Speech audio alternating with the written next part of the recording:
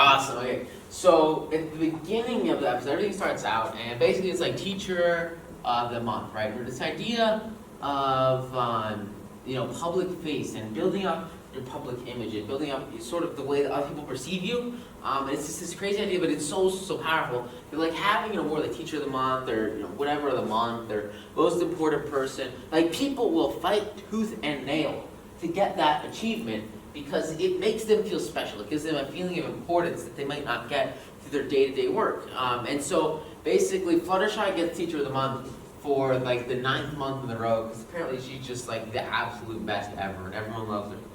And Applejack and Rainbow Dash are just like ridiculously competitive. And so they see this and they're like, crap, why did she get Teacher? She got Teacher of the Month because she gave like a giant field trip, right? And so they're like, oh, we just have to give giant field trips, and then we can be Teacher of the Month, because they want to be Teacher of the Month so that they feel important. And also, apparently, they've been running the school for 9 months, which is a really long time.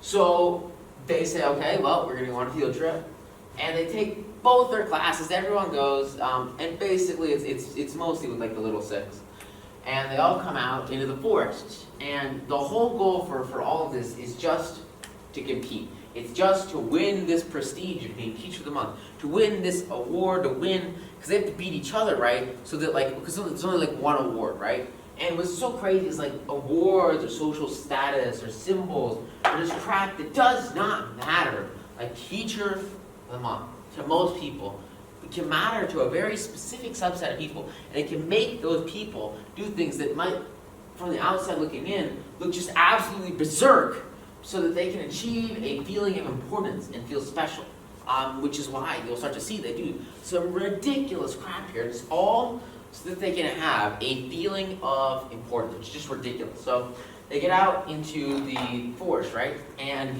basically Applejack says that they're all going to build a shed, and they're going to have this great team building experience where they all come together and they build like this giant shed. And it takes like forever to do, because it's like they're basically building like a home, which is like kind of big and takes a lot of work. And as this is going on, and as Applejack is teaching this lesson about like how to build a shed, Rainbow's over here, right? And she's like, everyone, finish quickly, so we can go do my field trip event, right? And so they basically force these kids, to pick a side. Are they going to be with Applejack, or are they going to go over and do Rainbow Dash's thing? And it sucks for them because they're forced into the situation that just is crucially flawed at its base, right? Because it's all about competition, it's all about winning, and because the focus is on this external goal and this status symbol that just doesn't really matter, the focus flows away from the actually important factor, which are the kids, right? What the kids are doing and how they're learning, which is just a bad situation to be in. And they force these guys to pick a side, and so they have to finish up these sheds super quickly, and it's just a huge mess as they do it, and it's just a bad situation for really everyone to be in, right? All because of what? Because of this competition that came from trying to win this status, right? And so they go, and Rainbow Dash basically has to make like this giant boat canoe thing, and she says, we're going to set the record for the fastest canoe time for the school, right? Down this giant river. And the problem at the beginning is Yona really doesn't know how to swim, because she's this huge yak, and so it's kind of tough for her to float, and so she just can't really swim. So the first thing these guys have to do is they have to come together, and they have to push Yona, and they have to help her grow to a new level that on her own she might never ever have gotten there, but as a team they're able to pull her up with her, and they get her on this canoe, and they all get on here, and basically in the front you've got Rainbow Dash, in the back you've got Applejack, and they're arguing just like they were arguing at this camp over here. They're arguing about what should be going on here, how they should be working together, how they should be fighting, how they should be really making this trip happen.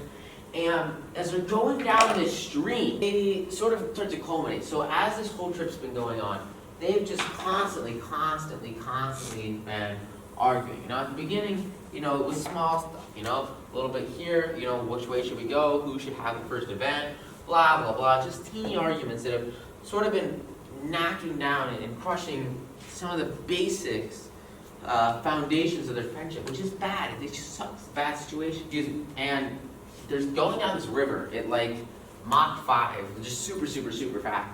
And basically there's like a fork in the river, right? And they don't see it until they get like right, really, really close to it. And there's this huge power struggle between the two. There's a big, big, big struggle between like Applejack and Rainbow. And Rainbow says, everybody go this way. And Applejack says, everybody go this way. Because they want to be like, the favorite teacher who gets this award as Teacher of the Year, Teacher of the Month. And so they try to force the students in separate directions. And how do you think that turns out? Half the kids row one way, half the kids row another way. They're literally going against one another. And they freaking run right into these giant rocks and crash. And there's a huge, huge, huge mess everywhere. Because Yona can't swim, and so they have to save him. It's just a huge mess. Why? It's because they didn't understand each other, because they weren't working with one another. And so, Twilight gets here, the word of what's going on here, and she just thinks this is berserk. And so, she comes in and she says, look, you just can't do this. This is insane. Stop arguing. Stop hurting each other and fighting over stuff that just does not matter to see who's superior or see who's the winner, and instead focus on the kids, right? Focus on the community, focus on the mastermind, focus on the betterment of the group. It's this idea of prisoner's dilemma that it's so much better if they just sacrifice themselves just a little bit, and by doing that, they're able to have massive, massive, massive, massive growth. It's just a huge, huge, huge level of actual application in all aspects of their life by focusing on the betterment of the group instead of their individual gain of being the best teacher, whatever, right? And so she said, you gotta stop this, make it happen. And so she says, all right, guys, just go on a walk, just go on a nature walk.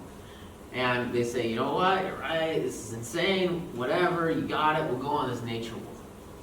And so they take the kids and they cut the crap, they cut the activities, and they just go on this simple, simple, simple nature walk. And as they're going down this path, as a team, as a group, these guys, the kids are so confused because they're like, what the heck's going on? They're literally being shown the exact opposite of kindness, of friendship, of clarity. They have no clue what they're seeing. And to a certain extent, they're more emotionally intelligent than their teachers are at this point because they understand that something is legitimately wrong here. And that needs to get fixed, right? This competition is not going to support a quality relationship, a quality friendship, and quality development between this group of people, which is just totally true. And it all comes from this realization that the kids are actually learning and applying more than these adults, which is just insane, right? And so they go through this process where they're all going down the woods, they're going and they're going and they're going. And basically what happens is these guys, they get so caught up in following Twilight's advice to the point and being totally cheerful buddy friends that essentially they just agree with each other every single moment that they can. And so there gets to be like a fork in the path or something. And it's like, okay, well, which way do you want to go? You decide. No, you decide. No, you decide. It's just this ridiculous back and forth between the two as the power struggle continues because they just want to try to be nicer than one another so that they'll get this award as the Teacher of the Month, is be the nicest person ever, right? And they're all both focused on this one goal. And instead of stepping back and saying, how can we do this as a team? How can we do this as a group? How can we do this as a mastermind? They fight. And right in front of all these kids, they show them the exact opposite of what they should do. And they just keep arguing. And it gets to the point, this is kind of where it finishes up, and it's so crazy what happens here at the end. They're going across this big bridge. And there's this one side of the bridge, and this other side of the bridge. And they're trying to cross this huge valley. So they make their bridge out of twigs and tree, sort of the roots, and some vines, and just some crap that they find in the forest, right? Twigs, vines, and just some crap that they find in the forest, right? And they made this big bridge, and they kind of throw it across, and set it in place, because a couple of them can fly, but most of them can't. And as they're going across this bridge, they just have this argument, on the middle of the freaking bridge, where they're fighting with each other about who's the best and who's creating the best teamwork environment, who's being the friendliest, and it's just all this BS. And in reality, they should only really be crossing one at a time. And so basically what happens is this bridge, it just freaking collapses under them. And they get plunged towards the waters below, and there's piranhas in the water, and it's deadly dangerous. They get tangled up as a team, and they can't fly, they can't really move, and they basically Rainbow Dash and Applejack and all the kids, they just get trapped, and they have no clue what the heck they're supposed to do. They're tangled up in this big mess of cables and vines, and then the students come in, and Osella, she turns into this giant piranha fish and scares away all the little piranha fish, and then Smolder kind of flies under them and grabs them all, and so does Silverstream and Gallus, and they all come to kind of catch them and fly them over to the other side and save them from this giant bridge that they just collapsed. And they realize their power, their potential, and their ability to work as a team as it comes out, so that they can save the two, teachers that have basically just been arguing the entire time and creating a really, really bad environment. And yet in that environment, they were able to succeed because the pressure was on. If they didn't save these guys, they were basically going to get eaten by piranhas. And they can't show that on TV. So they had to make it happen. They had to save them. They had to step up and be more. And whether they meant to do it or not, on this trip, these guys forced the Little Six to stand together as a group and as a mastermind, and to be more and achieve more and to do more.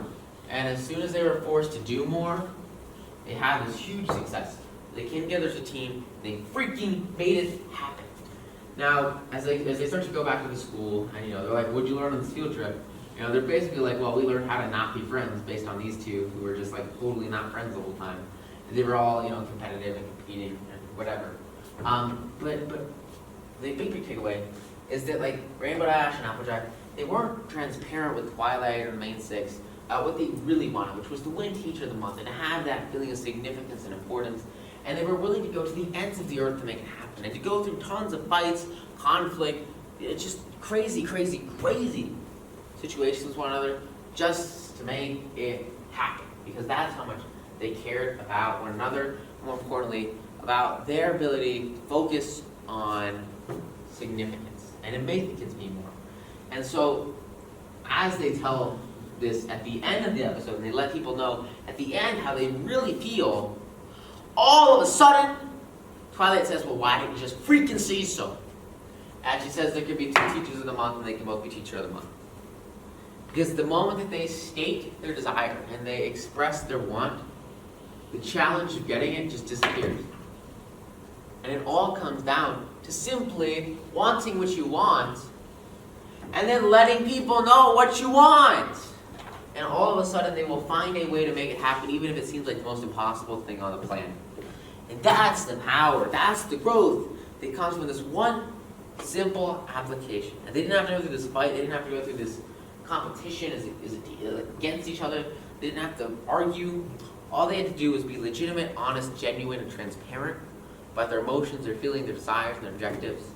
And it was right there for the taking. Right there! And all I have to do to make it happen is to relax and care, but not that much, and be transparent the way you feel. So, really powerful principles there. Alright, awesome, got it? Sweet, let's go on to no one likes to take orders. God, this is huge. I remember I was working at Subway, and oh, you guys know this, right? Every single time there was anything to do, it was ordered. They would literally phone in the store in the middle of a rush and say, hey, stop everything you're doing, stop serving the 50 people that are coming in the door, and unpack these 20 crates of cucumbers. And I'm like, dude, there are people out the door. I'm the only one here. And you want me to unpack some cucumbers? It was just a huge mess. Because there were orders in place. And ever since I ever started, like any of my companies, I've always tried to go away from orders and towards something that will change your life. And that is questions. See, when you ask questions, what you do is you're not just forcing someone to do something. You're looking for the best possible outcome. And you're saying, what do you think should get done so that we can reach this end goal? Now, the end goal in this situation, right? The delivery truck comes and they deliver a bunch of food and it's the middle of a rush and I'm like the only person there. Instead of ordering someone to go and stop everything and help, unload this truck and put everything in the freezer, put everything in the fridge or whatever, ask the question, what should we do to keep the food from going bad?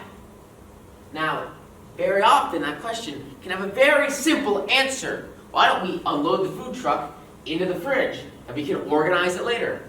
Why don't we unload the food truck into the freezer and we can organize it later? See, when you ask questions, you allow those around you to contribute their suggestions and their ideas and their thoughts and their experiences. And so very often, no matter how high up you are or how low down you are, every single person around you can very, very, very likely contribute a quality idea, a quality suggestion, a quality viewpoint, and a quality experience to your problem, to your challenge, right? Don't use the word problem. Problem's a bad word. Use the word challenge. Challenges are something that you overcome as a group, as a team, as a unit. The moment you approach your life's challenges, it's challenges rather than problems. You put a positive spin on them. You make them a joy to work through, and you abolish any chance that you might take orders to solve them, because challenges are inherently team-based. Challenges are automatically done as a group, and you ask questions and figure out what's the best way to take this challenge and actually get to the result that we want. And you can't take orders if it's a challenge. No one knows the answer. And so often, the individuals that you're working with will have a different viewpoint that can totally change everything. You guys remember the example with Tide, right? They had, the Tide, and then it was, Tide, and then it got clean. It was dirty shirt, clean shirt. But it was ran backwards in, Chinese foreign language markets, right? We went through this example. It's the exact same thing here. So often, you'll find that the people you're working with, even if they're below you, are going to have better ideas than you, simply for the fact that they are doing whatever you're asking them to do more than you could ever even dream of. And by asking questions, you're able to, at no cost, leverage their positioning, their influence, and their abilities. And the moment you do that, instead of taking orders, instead of saying, hey, look, you have to do this, you must do this, this is your job, do this or you're fired. The moment you can stop doing that, which nobody likes, that's what causes higher turnover rates. It's what causes individuals to leave your team forever. Average employee length, the franchises I worked at, it's about 3 months. I made it, about a year, which I'm proud of. And then I got into stocks, which is really fun. You know why? Because of orders. Because you cannot force people to do things your way, or it just won't work. Gotta get rid of that crap and focus on collaborative efforts, team efforts, where everyone comes together and forms a mastermind, and they all focus their energies on one goal, and that single goal is identified by a question. And I don't care if you already have the answer, your ideal suggestion, because there could be a nugget of gold in one of these individuals, or the mastermind created by them, that could absolutely freaking change your entire company. And that's happened to me so many times when we were first starting Renerax. Everything changed, not because of an idea that I had, but because of an idea of the mastermind, an idea of the collective. Because instead of saying, this is what we need to do to solve this problem, these are the orders for you can go out and do it, I asked the question. I said, here's the problem. What do you think we should do? And you stand back and let them answer. And the moment you do that, everything changes. Because it's no longer just, big boss guy giving out orders, making everything happen. And instead, it's a team effort. It's a collective group. And it's a group where you aren't the only one trying to lift the barbell. It's a group effort where you're under the barbell, you've got 6 people standing behind you, spotting you, pulling it up, let you ask a question instead of giving orders. So this example where you see Applejack and Rainbow fighting, or who's going to be teacher of the month. It's an example of 2 individuals giving orders to the mastermind, to the kids, to the little 6, the young 6. And those orders, they fail in all regards, in all aspects. When the simplest way to get to that solution that they desired was to simply ask the question, what do you guys think is the best way to get both of us to become teachers of the month? And in the end, that's exactly what happens. It happens because they are forced to defeat themselves. They're forced through failure because of their actions, and that makes them look at someone else's ideas, someone else's suggestions, their viewpoints, and their experiences. And then everything changes for them. Their paradigm shifts and they get an outside perspective. It says they can both win. Very powerful stuff. Really, really cool content. So, with that said, now that you know that no one likes to take orders, and the best way to complete any professional, personal, group, academic, any project whatsoever, to do it as a team and ask questions to get the solutions, not present solutions until you have asked the question. Let's look at the breakup breakdown. This is a really great example of assuming an order and assuming a solution when in reality the simple solution and the simple answer to all of what we're about to look at is a question. And just asking the question, taking the moment to stand back and say, what is going on now? Awesome. So at the beginning of this episode, it starts out, it's Valentine's Day again, it's Arson Hose Day, and you got Big Mac and Sweetie Belle, right? And they're just having like the best time ever. They're super excited. And so Big Mac, he gets some help from his buds, Spike and Discord, and they make like this big cake and they bring it to the post office and they send it off in the mail. And he's Big Mac's he's super excited because he's like probably gonna have some fun, and it's gonna be cool, right? And he's like, cool, awesome, loving this relationship he has. And so after he sends off this cake in the mail, he goes over to town and he's just kind of like walking around. And then he does like this thing that's just like so ridiculous. He sees Sweetie Belle, and she's talking, with Mrs. K. And remember, Sweetie Belle, she like lives in the Equals village that Starlight used to like control, right? And so that's where like she's from. And so her in Ponyville is usually just on occasion to see Big Mac, right? So she's in Ponyville, he's talking with Mrs. K, and as they're walking down the street together, he's hiding behind a bush and he intermittently hears, her say something, Miss Cake says something, and then Sweetie Belle says like, we're finished, and some crap like that. And he interprets this as, her saying that like, she wants to break up with Big Mac, right? Which is just like stupid. But instead of like actually embracing this and being transparent, right? What he does is it's pretty ridiculous, right? So instead of being transparent, he goes back to his home and basically just like drinks. He drinks like cider, which is basically beer. He just like drinks for like the whole afternoon and just like cries his eyes out. He's super sad. He's like, oh my gosh, she hates me. This is terrible. The world's gonna end. And he basically like just cares like way too much. He's freaking out about it. He's freaking out about it because like he like cares about this relationship, but at the same time, like 2 things wrong here, right? First thing is like you gotta like actually embrace the challenge because they already have this bond, right? And so for this situation to like work out, you've got to embrace the challenge or whatever he perceives the challenge to be. And you can't just like run away. You have to like actually go and freaking make it happen, right? And just embrace and say, hey, what's going on? Hey, I heard you say this. Hey, what are we doing for Valentine's Day or whatever, right?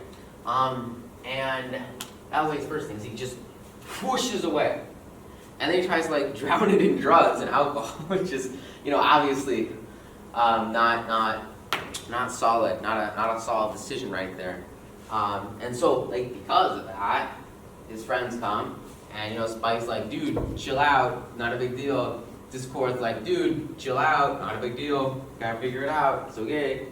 And then Spike, he doesn't really know what to do, but Discord is, he's a little more evil, and so, he basically like whispers in his ear, hey, you should break up with her before she can break up with you, just to try to save his feelings or whatever, right?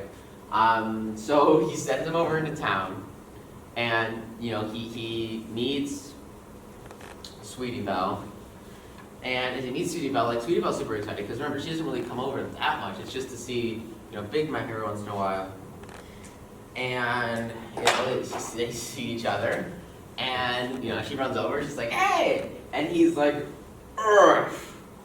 I'm gonna break up with you. And then basically just like walks away and leaves her crying because she has no clue what's going on.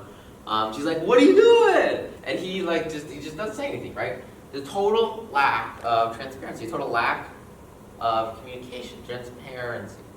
And so because there's a complete and total lack of communication, there's just a total divide between these two. And she's got no clue what to do. Because you can't expect other people to fight your battles because it just won't happen. And if you create this divide here, all it will do over time is grow and grow and grow and grow. Because you can't expect other people to force over that divide, especially if you create a rift in a relationship. It's up to you to make it. It's up to you to create that connection, not someone else. And so he does, oh my God, it's bad situation. So he creates this huge rift, runs away, goes away, just drinks for the rest of the day basically, and just gets his physical, it just explodes and leaves the problem behind him and ignores the problem, doesn't actually figure out what's going on. And that's where he fails. That's where there's a problem, that's where everything really starts to break down. So he gets back to his barn, or the farm or whatever, and Sweetie Belle asks him for help, because Sweetie Belle, just as a side note, he sent this pie in the mail to Sugar Belle. Somehow it got smudged or whatever, and it got sent to Sweetie Belle, and so Sweetie Belle got the cake, or the pie, and the invitation for like the Valentine's Day dinner, and so she's trying to ask Big Mac, like, hey, who do you think sent me this cake? And he basically just kind of like pushes her aside and says, forget it, it's the worst ever, super grouchy, super negative, and so it just alienates not only like this relationship, but it also has an impact on his entire like family at home, right? Which is just awful, right? Because like negativity in any aspect of your life will spread all throughout your day to day, hour to hour, and week to week. And it's just a bad situation. And that's why it's so important to live in a total state of positive energy, just all the time. Because the moment you do that, you get rid of this crap, you get rid of this lack of transparency, and you're able to facilitate these relationships at the most clear level possible and understand exactly what's going on instead of running away, which is just like berserk, right? And so they come back together. Well, they don't come back together. So like, basically he's just sitting here and he's got like no clue what's going on. And neither does Sugar Belle, right? Like neither of them like understand, because at the beginning it was really just based, on anger and jealousy and feeling all these negative emotions. And so as he like freaks out on Sugar Belle, which is just a bad thing to do, he sort of realizes like how good it feels to let out his feelings, let out his emotions, and be transparent and communicate with others. And so he sets off to find Sweetie Belle. He leaves, all this crap behind, and he finds Sweetie Belle. She's got like her wagon, and she's like leaving town and walking back home, which kind of sucks. And basically like her wagon breaks, and she has like no clue what to do.